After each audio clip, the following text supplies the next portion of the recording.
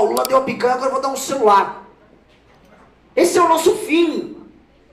A partir do momento que nós nos tornamos uma cópia mal feita do petismo, que é o campo do antipetismo, nós morremos.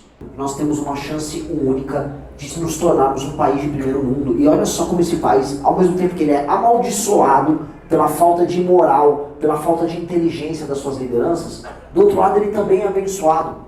A oportunidade que as terras raras, que boa parte delas estão aqui em solo goiano, nos traz de nos situarmos novamente numa posição favorável a nós, no grande concerto mundial das nações, é gigantesca. Essa questão do tarifaço do Lula, que o Lula está comemorando agora, ela poderia se resolver numa mesa de negociação, em novos termos, não só com o governo norte-americano, mas com a União Europeia, com o Japão, com Taiwan, com a Índia, com o Canadá. Isso está descrito, inclusive, se vocês vão ter acesso ao nosso plano de governo, que inclusive foi recusado, nosso plano foi recusado pelo TSE, porque era grande demais. Então a gente vai ter que protocolar uma versão menor. Mas ele vai estar disponível para vocês no tamanho correto e nós falaremos disso. E isso vai impactar, se nós soubermos sentar para negociar com norte-americanos e com outras nações sobre as questões da terra rara, cara, de uma maneira bizarra de positivo para vocês.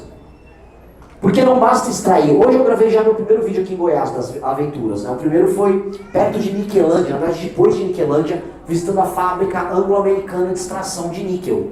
Porque aqui o níquel é extraído e mandado embora. O níquel não é processado. O níquel depois não vira bateria aqui em Goiás. O níquel é extraído e mandado embora. É muito engraçado que a empresa ali, inclusive, tem um aparato de segurança super pesado. Você vai gravar ali na frente, chamando os seguranças. Tem algo muito estranho acontecendo aqui. Vamos levantar o drone e já colaram duas equipes de segurança. Gravamos do mesmo jeito e vai sair o vídeo do mesmo jeito. Só que isso é sintomático, tá? De que as riquezas naturais, pela falta de inteligência, não se tornam nem nada além de riquezas naturais. E riquezas naturais em países pobres como o nosso. E lembre-se, o Brasil é um país pobre. Tem gente que fala assim, não, nós somos um país muito rico. Não, nós somos um país muito pobre. O Brasil é pobre. Se você pegar toda a renda produzida pelo Brasil e dividir pelo número de pessoas, você vai ter uma renda per capita baixa. Menor do que muitas nações do Oriente Médio, da Ásia Central. Nós somos um país pobre. E nós estamos ficando mais pobres quando comparados com o mundo. Nós temos que trabalhar muito mais do que a gente trabalha. Inclusive, desculpa fazer essa digressão, né? Mas a gente está vendo discussão sobre o que no Congresso? Sobre trabalhar menos e ganhar mais. É mentira. Não existe num país que está ficando fora das cadeias globais de produção a hipótese de trabalhar menos e ganhar mais. Nós não estamos nessa posição, nós não somos a Inglaterra, nós não somos Hong Kong. Lugares, inclusive Hong Kong a galera trabalha muito mais do que no Brasil. Nós estamos completamente perdidos. Mas retornando para essa questão das terras raras. Aqui é um exemplo claro disso. Aqui é um estado que tem surtos, que tem espasmos de industrialização. Vocês não são só um estado do agro. Aqui em Goiânia vocês têm uma elite ligada ao universo da medicina. Vocês formam médicos há muito tempo, é uma tradição que vocês têm aqui. Vocês são capazes de formar pessoas aptas a trabalhar com serviço, com indústria. E por mais que o agro seja uma força, e é uma força, tem que ser respeitado como essa força, o Estado não se resume ao agro. E nem deve se resumir ao agro. Aqui tem das terras raras, nós temos que ter o processamento das terras raras e uma indústria correlata. Trabalhar o disprósio, o neodímio, você fazer os super ímãs que vão no iPhone de vocês. Se vocês pegarem aí o iPhone, a parte que vai que sai o áudio, ou mesmo lá os fones de ouvido super pequenininhos, todos eles, nas ligas especiais, vão componentes como disprósio e neodímio. E esses componentes tem aqui em Goiás, estão debaixo do chão aqui em Goiás. O mundo inteiro está vindo aqui brigar por essas terras aqui em Goiás. Acordos escusos dos mais diversos vão ser feitos sobre isso. Agora nós, como povo, ficamos apenas com as migalhas, porque as nações pobres, administradas por uma elite corrupta, sempre permitem que a elite corrupta se aproprie dos seus recursos naturais, os vendam em acordos e conluios com outras nações, fiquem multimilionárias ou multibilionárias com isso, e as pessoas não sintam o efeito dessa riqueza. Hoje, quando se fala em terras raras, você tem grupos econômicos dos mais baixos, ligados a grandes bancos, ligados especialmente a políticos, se apropriando deles. e já correndo para fazer negócio com os gringos. Eu, como presidente, vou brecar tudo. Eu vou brecar absolutamente tudo. O Plano Nacional de Terras Raras tem que passar necessariamente por um plano geopolítico que passe pela industrialização do Brasil. Porque hoje, tendo 20% das reservas globais e uma parte boa delas aqui no estado do Goiás, nós temos que olhar para os Estados Unidos, olhar para os semicondutores que a Taiwan faz, olhar para a vontade do Japão de se reindustrializar, olhar para a Europa e visar, aqui é a única oportunidade que vocês têm de ter acesso a isso. Só que eu quero a tecnologia e eu quero produzir esses componentes aqui. E vocês têm muito a ganhar com isso.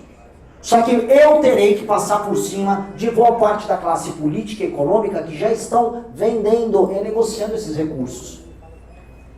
Um recurso natural que não necessariamente se enquadra nas terras raras, mas faz parte do mesmo contexto. Urânio. O Brasil tem urânio. Em alguns lugares diferentes. Tem urânio lá em Minas, tem urânio lá no Ceará, tem urânio na região amazônica. O da região do Ceará, ele está sendo negociado por um parente, acho que é o primo ou irmão, de um sujeito chamado Gilberto Kassab. Alguém conhece Gilberto Kassab? Mas ele é vice de quem? Por que ele está negociando o nosso urânio? Porque ele é o cafetão que o Caiado chamou. Por quê? Não é? Por que ele está negociando? Será que o Caiado vai brecar as negociações da família do Kassab envolvendo urânio? Outra coisa que a família do Kassab gosta também de mexer é com energia termoelétrica. Eles trabalham com uma termoelétrica lá na região sul. Misteriosamente, quando o Centrão se apoderou das termoelétricas, o partido do PSD começou a ter acesso. Que engraçado. Mas que engraçado essas coisas que acontecem. Num país que é visto pelo mundo como uma reserva de recursos naturais, a nossa elite política virou grande investidora especializada em geologia para encontrar minérios e tal. Nós estamos formando inteligência, nós estamos formando empresas, nós estamos criando startups nessas áreas. Nada! Nada! É um país empobrecido e derrotado. As empresas estão sendo fechadas no Brasil. Setores inteiros estão desaparecendo. E ninguém tem coragem de falar isso. Vi agora meu concorrente Flávio Bolsonaro anunciando que vai dar celulares para todas as mulheres e idosos do Brasil. Vocês viram isso? Regra básica. Quanto a um celular barbante para funcional, um smartphone? R$1.500? Vamos botar aí? Se ele pegar por R$1.000, R$1.200 para fazer, sei lá, o celular Brás, para dar para todo mundo, tirando mulheres que são crianças ou que não queiram ter um celular do governo, vamos botar aí 70 milhões de mulheres, vamos botar mais aí uns 30 milhões de idosos, vamos falar em pelo menos 100 milhões de pessoas. Multiplique isso por 1,2 mil reais, são mais de 120 bilhões de reais no ano. Isso é papo de maluco, isso é papo de picareta, isso é papo de ladrão. O governo brasileiro não dispõe de dinheiro para sair dando celular por aí. Isso é mentira. Fora que ele vai pagar como essa conta? Ele vai cobrar de quem os impostos? Não, eu sei que vocês estão fazendo a piada com o Vorcaro, mas não, assim, para além da piada, porque o fato do Flávio ser ladrão é sabido por todos. Mas eu não estou falando nem do lado do ladrão dele, eu estou falando do outro lado, que é o lado burro. É o lado burro. Ele acha que ele vai motivar as pessoas a imitar o Lula. Ó, o Lula deu a picanha, agora eu vou dar um celular. Esse é o nosso fim.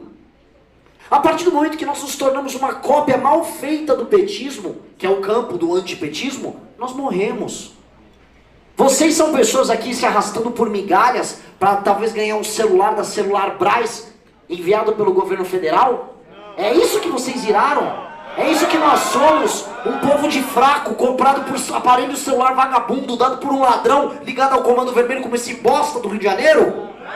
Porra, não! Não! Odeie ele! Odeie a todas as pessoas que ficam vendendo o nosso destino com promessa vazia. Meu papel nessa eleição é falar, eu não vou dar celular para ninguém. Eu não vou dar celular para ninguém. O que eu posso fazer é cortar privilégios do alto funcionalismo e dar um abatimento de imposto para as pessoas que querem ter celular. Isso nós podemos fazer. Para qualquer um, homem, mulher, rico, pobre, velho, novo. Todo mundo.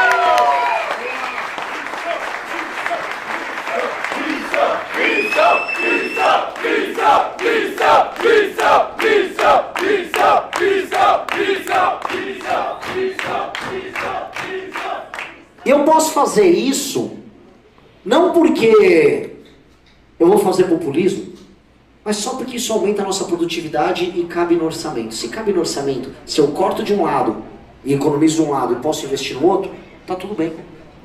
Agora, ficar prometendo dar coisa para os outros, coisa de picareta.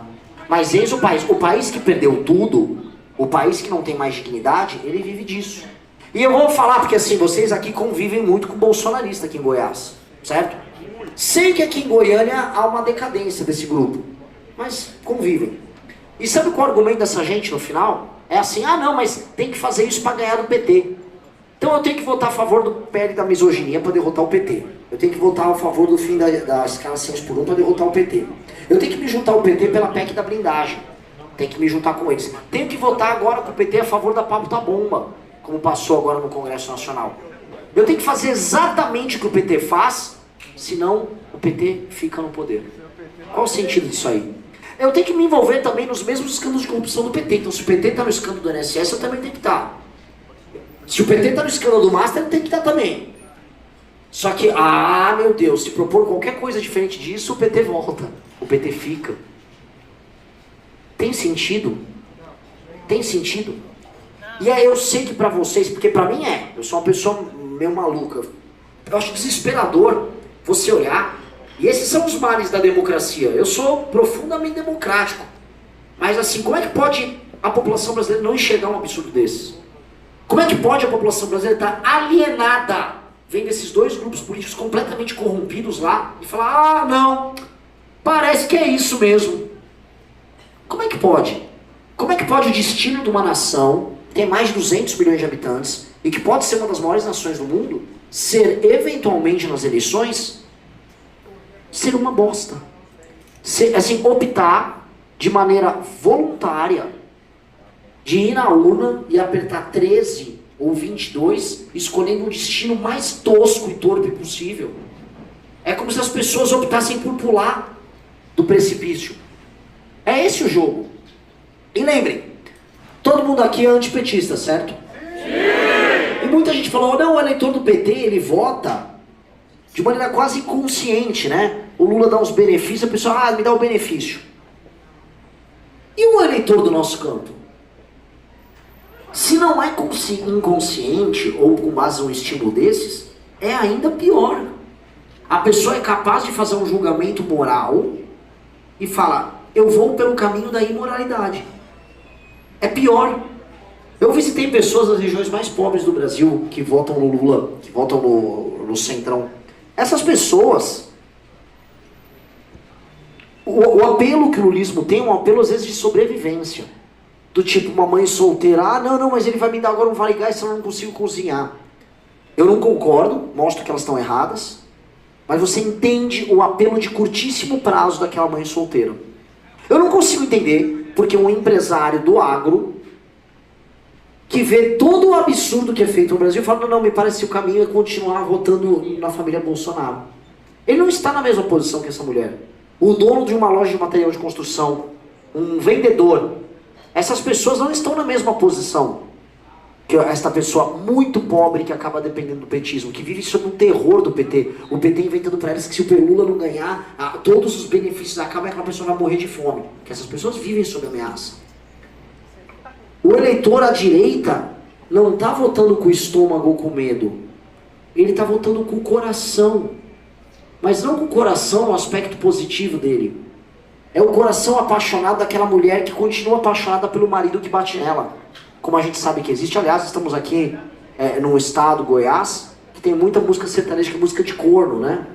Então, assim, é daquele cara que é viciado naquela mulher que trai, mete os chifres. Mas eu amo ela! É uma passionalidade estúpida, burra, é uma passionalidade que não nos leva a nada, que é uma relação abusiva, que o eleitor tem com o seu eleito ou com o seu candidato, e ele permanece como uma paixão estúpida e irracional. E a gente está pregando a racionalidade, e as pessoas falam, não venha ser racional, me iluda com uma paixão, eu quero essa paixão idiota. E vocês quem são?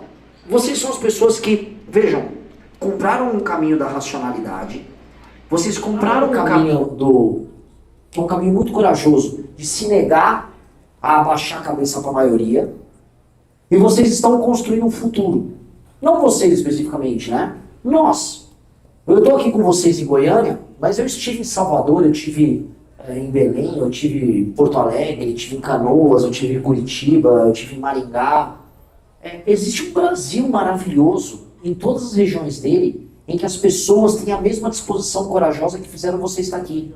E esse Brasil, mais do que o Brasil de Lula ou Bolsonaro, ele se prova um Brasil sensacional. Todo mundo que nos acompanha trabalha ou pretende trabalhar. Se não está trabalhando, está estudando. Tem posições firmes e sustenta suas posições firmes. Topa perder em nome das posições firmes que adota e dá exemplo para as pessoas ao redor do seu caráter ao fazer isso. O nosso grupo político, ou as pessoas que nos apoiam, são justamente o melhor do Brasil. E eu vejo esse melhor do Brasil justamente nas melhores posições. Quando eu fui nos Estados Unidos palestrar em Harvard, as pessoas que eu encontrei praticamente todos os estudantes brasileiros ali. Todos nos apoiando. Encontrei brasileiros em Berkeley, Stanford, em algumas das maiores universidades americanas, ou do mundo, pra gente falar aqui. Posso ir no ITA, posso ir no INSPER, posso ir nas melhores faculdades, nós vamos encontrar o melhor capital humano possível do Brasil falando. Estamos com esses caras. Nas melhores empresas, fundando as melhores startups. Só que quando eu desço a pirâmide social, eu vou encontrar um garoto que está ralando, trabalhando 7 dias por semana como entregador, que veio de uma família difícil. Uma pessoa moralmente resoluta, que optou, no bairro humilde que ele veio, não seguir o caminho do crime. Optou por ralar. Esse cara aqui é um exemplo de um brasileiro foda. Ele está com a gente. Essas pessoas estão com a gente. Os melhores brasileiros já estão com a gente. E isso é uma notícia sensacional. Porque se a gente quiser fazer qualquer coisa minimamente séria, os melhores precisam estar conosco. Se a gente monta um grupo político composto pelos piores, que grupo nós somos? Que grupo nós podemos ser? Olha aqui um entregador, uma salva de palmas para você.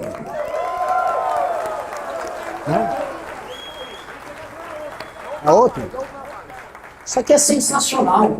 Em vários lugares do Brasil isso aqui está acontecendo, ó. Isso aqui é sensacional. Isso aqui é uma revolução. São pessoas que não ouviram nem o chamado do crime, porque vieram de baixo, nem o chamado do populismo barato. São pessoas que adotaram o caminho de fazer o que é certo.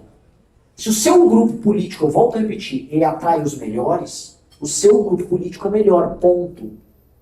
Ponto. Esse é o cálculo. Se as melhores pessoas estão conosco, é porque somos melhores. É porque aquilo que nós acreditamos é melhor. E nós, portanto, temos que chegar ao poder. O poder pertence aos melhores, não a quem é popular ou quem engana mais. Nós temos que ser resilientes, trabalhadores, firmes, ocupar todas as posições de poder que nós fomos ocupar e derrotar as ilusões que tomaram a cabeça dos nossos pais e as cabeças dos nossos avós. E assim nós vencemos. E assim, chegando ao poder, nós vamos poder conversar com o resto do mundo, não para a gente fazer, vamos dizer, lobby para, sei lá, em vez de ser o dono do partido do Kassab, ser eu que sou presidente do partido de missão, dono de urânio. Eu não vou ir a isso aí. O prazer do Kim Kataguiri, que é um dos fundadores do nosso grupo, é jogar videogame e ir naqueles eventos incompreensíveis. Ele vai. Eu fui e gostei, inclusive dancei bastante. Ok? O meu é tocar com a minha banda.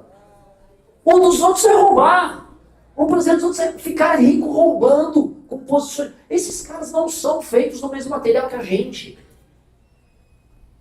Nós queremos, quando vamos negociar com os Estados Unidos, não é estabelecer um monopólio via um business que a gente vai rolar com o Trump. Como quem faz o intermédio disso hoje é o Joesley Batista. Se eu não me engano é aqui de Goiás. Não é? Não. Nós vamos defender o interesse brasileiro porque o que nos interessa é algo muito maior do que o dinheiro, do que a mansão. É o nome no livro de história. O nome no livro de história é poderoso demais. Ser lembrado pelas próximas gerações por ter feito o que é certo é grande demais. Essa É a minha ambição e essa tem que ser a ambição de todos vocês. Nós temos que ser a geração que vai ser lembrada para sempre como uma geração gloriosa, que mudou o destino de um país que hoje vai para o buraco. Se você curtiu, se inscreve, deixa seu like e ativa o sininho, porque aqui a onça tá de olho em tudo. No mês de março eu faturei cerca de 4.600 dólares, totalizando aí deu um pouquinho mais de 23 mil reais apenas com a AdSense do meu canal, postando cortes do MBL. E se você tem interesse em criar seu próprio canal de cortes, ajudar no projeto e ainda poder ganhar com isso, é só clicar no primeiro link da descrição desse vídeo, ou então ler o QR Code que tá aparecendo aqui no meio da tela que eu vou te explicar um pouco mais sobre isso.